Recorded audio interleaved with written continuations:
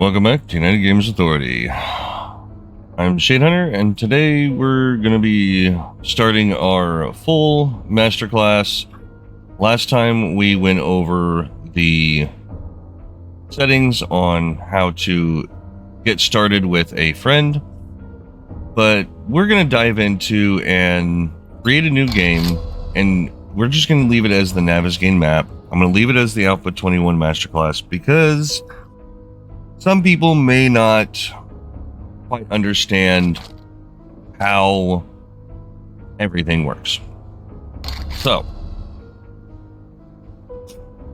what we're going to do is we're just going to keep it on default settings and we're just going to go through it. I'm going to leave everything here on default. Everything here on default. And everything here, not so much on default, because when people join me, I don't want any killing. And if they end up actually playing with me a bit, I want to be able to make sure that we can get the shared XP. That's it. That's it. Everything else is going to be default settings for a new beginner. Difficulty being on default. That's it. So let's jump into the game. I'm going to go ahead and do the first beginning tutorial steps because those are pretty easy to follow. And then we'll begin on what to do after that.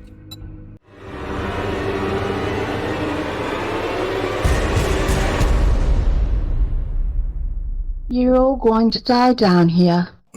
If you're following along and you've got your first things done, the additional thing that I made was a stone shovel, because this gravel stuff here is a pretty good source of early game stone that you're going to need to make stone arrows or other stone weapons, and it gives you quite a bit. Plus a little bit of sand that you may or may not need later. Right now, I'm not going to worry about it. I'm going to drop the sand. But now we've got a few stones. I also chopped down a tree to get a little extra wood. And the big thing here, starting in the beginning, because of the reach, you could either go for the stone sledgehammer or the stone spear. The sledgehammer uses a lot more stamina, but the heavy attacks do a lot more damage. But I'm going to go with the spear because it's relatively quick, easy, and low cost on stamina. And that's going to be my secondary melee weapon. I started next to this shack here. Hopefully you can too. But if you'll notice, this shack up in the upper right hand corner says Jack and Sally's Getaway. That is going to tell you the tier of the POI that you're going up against. This one is a tier 0 because it does not have any extending difficulty beyond that of just the normal biome. Each biome has its own addition to difficulty. So right now, if I go to my player thing, my game stage is 1. If I were to go into the desert, the snow biome, or the wasteland, that game stage would be higher because those areas are more difficult. And also, if you're wanting to get stone and you're near a POI like this, these blocks here, you can bust them up for a little bit of stone as well. It does not give you as much as digging up the sand and gravel. Now let's go ahead and get in here. Now, one thing that I want to point out is I did not continue with the tutorial by placing my block because I want to make sure that I know what trader I'm going to. You could just place it and go to whatever trader it sends you to. I would rather decide where I go. But just in case some of you have actually already done that, let's go ahead and place it down, upgrade it, and then make a campfire and find out where it sends us.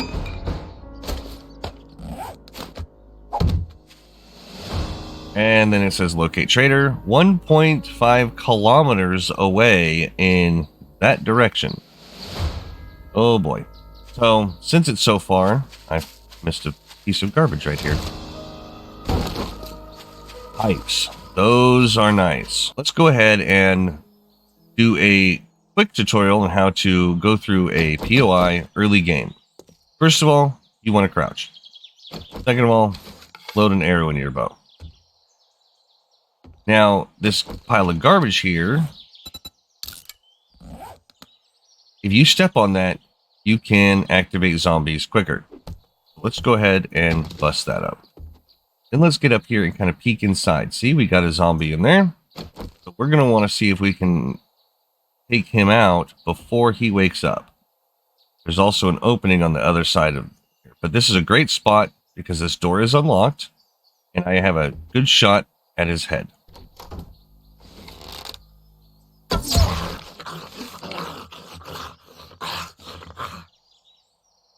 Now, when you're entering POIs, especially early game, new to the game, you want to creep very slowly. You don't want to wake everybody up all at once. Now, we want that pile, but I have a feeling that if we grab it, it's going to wake somebody else up. I do not like these round stairs.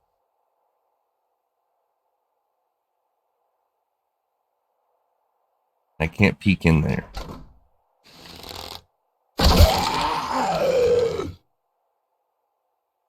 Anybody else in here? If you get too close to them, they'll wake up. No, nobody else is in here. Let's go ahead and close that behind us. Check the toilet. Just paper.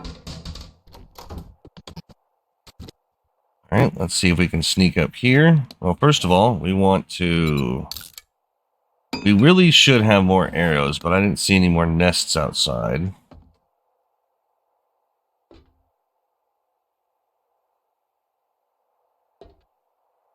Yep, there's a zombie there. A little bit brighter now. Okay, I think we've finally cleared it out. Ooh, right off the bat, got a grill. That's an awesome thing to get right off the bat. And we got a toilet pistol. Oh man, this is actually going really good for us. I'm hoping you guys got the same thing if you managed to start at the same spot. You always want to check nightstands and stuff, and these little piles, I know it's hard to see, but there's a little set of shoes there. You want to check that, because you always want to try to find clothing that's above and beyond your scrap or your plant fiber clothing. Now, one thing I did do is I actually made a full set of plant fiber clothes. Arrow back. Awesome. Okay, looks like we cleared this place. So, now what do you do once you've cleared it? In the early game, since duct tape needs cloth, bandages need cloth, and a lot of things need cloth, you want to go to beds and bust them up, and you'll also get wood out of them. Now, I was talking about encumbrance because I'm overloaded, so let's go ahead and talk about that. You start out with only 3 rows of inventory space, and then you have these grayed out ones with a guy with a heavy pack on his back. These will slow you down, and what's also called encumber you. So, but you know what? I'm going to go ahead and eat that real quick to get a spot, and then I can move my cloth to there, and I'm no longer encumbered. Also, if you have something on and you click on a new item, it will give you the current item and then how good is it compared to your current item you're wearing. So the thing you're hovering over is the tan numbers, and then compared to these cowboy boots, it gives a +2 cold resist, or plus 0.2 cold resist, and plus 0.1 heat resist. So that's actually pretty good. And let's go ahead and hit W on these and wear those. Then the cowboy boots, you can scrap them and they will give you some leather. That's going to be useful later. And here's a chair. We want to bust that up for some more cloth, hopefully. Only giving wood. Oh, there's some cloth. Awesome. Pictures in houses. You always want to bust them up to see what's behind them. Sometimes there's hidden things behind them. If you're in dire need of pipes for something, you can bust up sinks and toilets and you will get a few pipes out of it. See? You can do the same thing with toilets and tubs, and pipes are also very useful. You always want to get materials when they're easy to get. So I'm going to go ahead and bust up this chair and the love seat, and I'll be back with you when I'm done. Okay, so I busted those up and cleared the house. So let's start making our way to the trader. These blocks like this is a gore block. You want to bust those and get bones. When you get bones, you can either hit recipes or sometimes it'll pop up. You can click on it, and you want a bone knife right off the bat because it'll help you increase your harvests from deer, rabbits, chickens, anything that you want to cut up for meat. It helps. Plus, you can add bleed to your enemies with heavy attacks.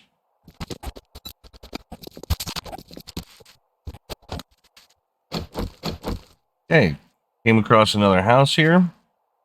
That is the Rupert residence. That is also a tier 0. So we want to go ahead and bust in this because of a workbench. And they always have useful things in them. I don't need the old sham sandwich, so I'm going to drop that and keep that. Let's see what we can find in this residence that's useful. It's a chicken. We actually need that chicken so we can make more arrows. And you use your bone knife. And you can heavy attack or light attack. You're still going to get a decent amount of resources, but now we've got a bunch of feathers. We can make a bunch of arrows. We want to keep that meat, so we got to decide what we want to throw out. Chrysanthemum seeds are relatively easy to get, so we'll drop that and then keep the meat. That's what I'm going to be doing, is keeping the more useful items as I go along. Normally, I would just make a beeline for the trader, but that's a long way to just run. I want to make sure that I get all the useful things I can on my way. Got a baseball cap. That's better than my plant fiber hat. We'll do that. Got a scrap chest piece, which is some armor. May as well wear it. It is going to slow us down, but it is going to offer some better protection. This is awesome. Helmet light mod schematic. That is amazing. You know what? Let's go ahead and just top up our food. Let's keep that going. Right now, I don't have the space, so I'm continually dropping the rotting flesh. I'm going to scrap both of these into metal because I already have metal up here. The iron. All right, so let's go see what we can find. Don't see anybody. It doesn't mean it's not there. Could be somebody behind that couch. There's not. Okay, I haven't seen anybody yet, and it's making me nervous. Sometimes these buildings are empty. These are very important things, so we're just going to dump the paper, keep the coffee. We're going to... What does it take to make a land claim block? Just stone. Okay, so we're going to drop the land claim block. We'll make one later. It's very unnerving that I haven't seen anybody yet. Nothing's lootable. Kitchen. Oh, looks like this place might... that right there. Zombies love to hide behind there. See any? I think we might actually lucked out. Yeah, we lucked out. These are really good in cold areas. We're not in a cold area, so we're just going to scrap it for the cloth. You want to gather as much cloth as humanly possible because they've recently increased a lot of things. Poncho, really good at heat resist. I don't want to get rid of it, so I'm just going to go ahead and wear it. Because I don't have a jacket, so it takes the jacket slot. Now I'm going to go through and harvest up all the furniture that gives cloth, and we'll be back. Another thing you want to look out for are these drapes, because some give cloth, some give plastic. You'll need both. A lot of both. I lucked out. I found a BDU top in one of these things, and it is amazingly better than the plant fiber shirt that I have.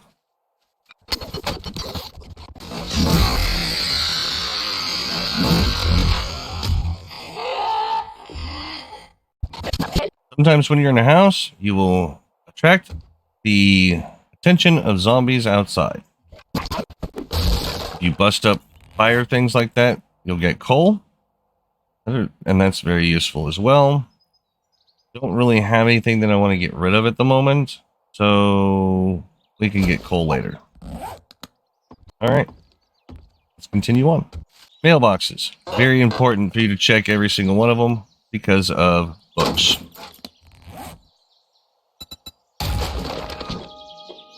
Paper, don't really need it right now, so we'll go ahead and dump it.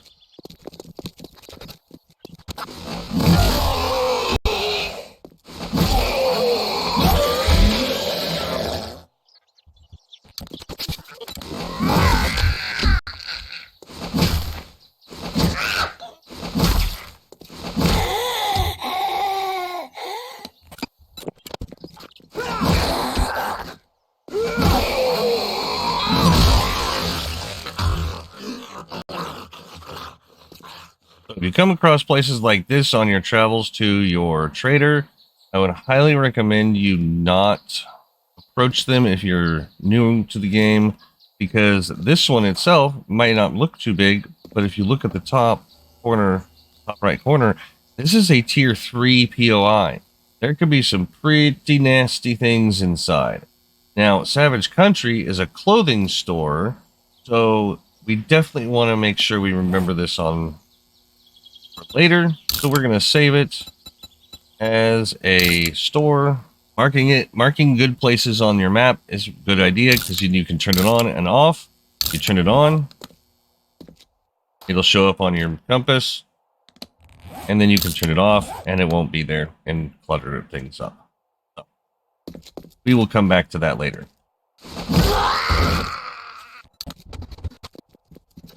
One thing I've been holding on to are under skills.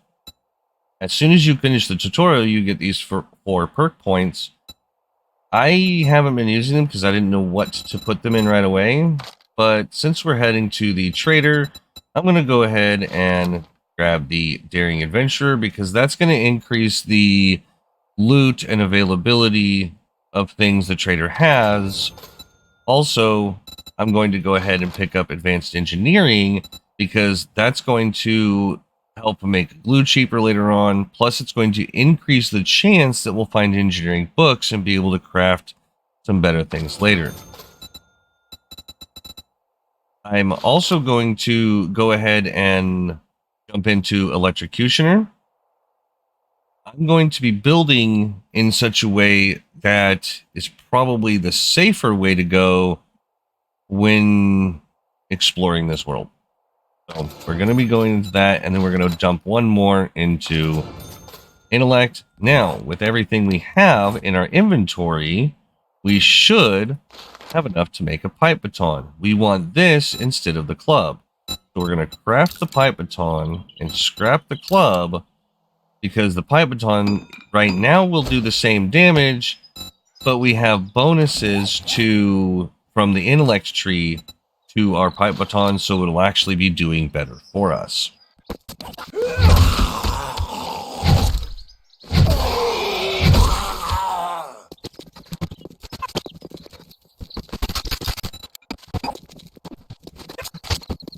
One thing you might want to go ahead and build before you get to your location is a couple of secured storage chests, because over there near the trader, we're hoping to find a place to at least temporarily call home.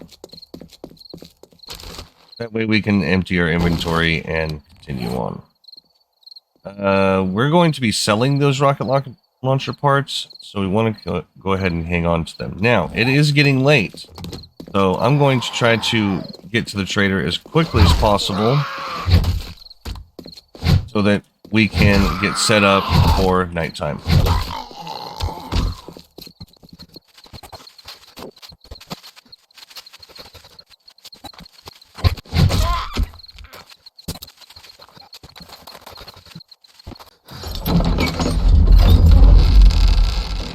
All right, now we're in Trader Joel's. We got to hurry up because he is going to be closing soon.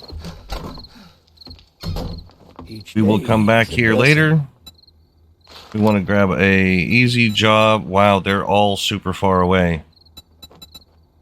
Well, sometimes this is how the game goes.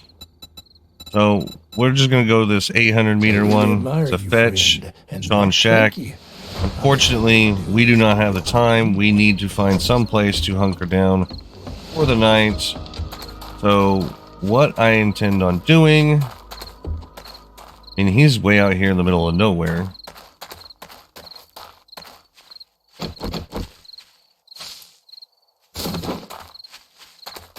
There's like nothing around. So this is a like worst case scenario right here.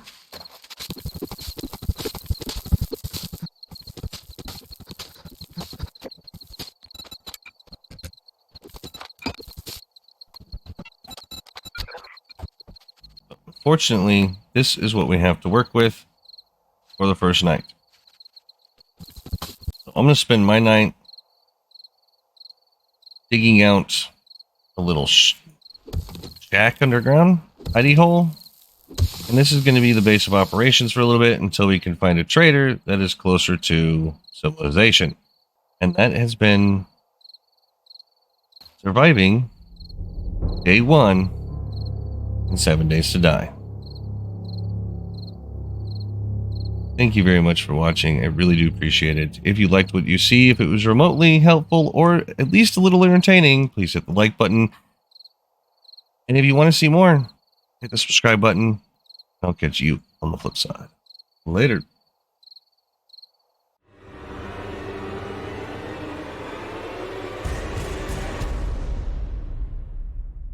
You're all going to die down here.